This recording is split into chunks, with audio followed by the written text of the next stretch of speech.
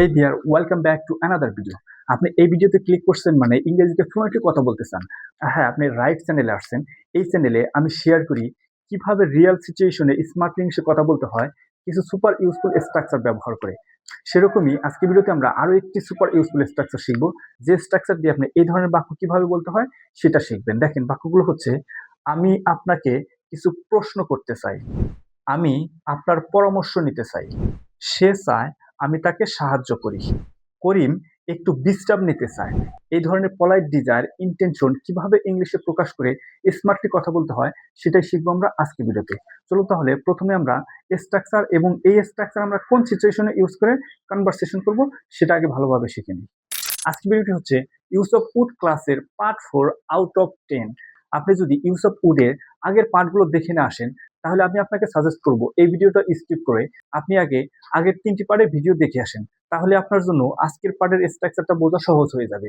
আপনি যদি অলরেডি দেখে থাকেন তাহলে সাথেই থাকুন।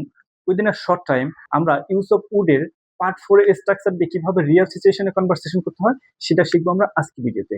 দেখেন, আজকে ভিডিওর সিচুয়েশনটা হচ্ছে কি, ভদ্রভাবে নিজের ইচ্ছা প্রকাশ। যদি আমি খুব সহজভাবে সিচুয়েশনটা এক্সপ্লেইন করি, যে সিচুয়েশনে আপনি আজকের ভিডিওর স্ট্রাকচার দিয়ে কনভারসেশন করতে পারবেন সেটা হলো কিভাবে ভদ্রভাবে নিজের ইচ্ছা বা চাহিদা প্রকাশ করতে হয়।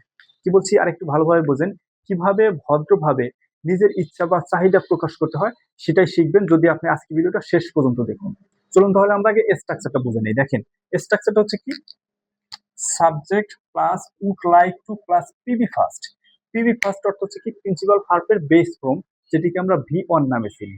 চলুন এখন আমরা শিখবো এই স্ট্রাকচার দিয়ে এই সিচুয়েশনে কিভাবে স্মার্ট ইংলিশে কথা বলতে হবে, তার জন্য কিছু রিয়েল এক্সাম্পলের মাধ্যমে। চলুন প্রত্যেকটি এক্সাম্পল আমরা অন বাই অন বুঝে নেই কিভাবে এই স্ট্রাকচারের মাধ্যমে গঠন হয়েছে এবং আপনি আপনার রিয়েল সিচুয়েশনে কিভাবে বাক্য গঠন করে স্মার্ট ইংলিশে কথা বলবেন। দেখেন, প্রথম বাক্যটি হচ্ছে I would like to ask you a couple of questions. কি বলছে একটু মনোযোগ সহকারে বুঝতে হবে। দেখেন, I would like to ask you a couple of questions. আমি আপনাকে কয়টি প্রশ্ন করতে চাই। ভদ্রভাবে কারো কাছে কিছু জানতে চাইতে কিভাবে কনভারসেশন করবেন, আই থিঙ্ক আপনি প্রথম এক্সাম্পলটার মাধ্যমে বুঝতে পারছেন এই স্ট্রাকচার দিয়ে কিভাবে বাক্য গঠন করতে হবে। চলুন আমরা সেকেন্ড এক্সাম্পলের মাধ্যমে আরেকটু ভালোভাবে বুঝে নেই কিভাবে এই স্ট্রাকচারের মাধ্যমে বাক্য গঠন করতে হবে। দেখেন, সেকেন্ড এক্সাম্পলটি হচ্ছে I would like you to help me. একটু কেয়ারফুলি বোঝেন এক্সাম্পলটি। দেখেন, I would like you to help me. আমি চাই আপনি আমাকে সাহায্য করুন। আই গেস আপনি বুঝতেছেন কিভাবে বাক্য গঠন হয়। চলুন আমরা থার্ড এক্সাম্পলের মাধ্যমে আরেকটু ক্লিয়ার ভাবে বুঝে নিই। দেখেন, থার্ড এক্সাম্পলটি হচ্ছে I would like to meet you. আমি আপনার সাথে দেখা করতে চাই।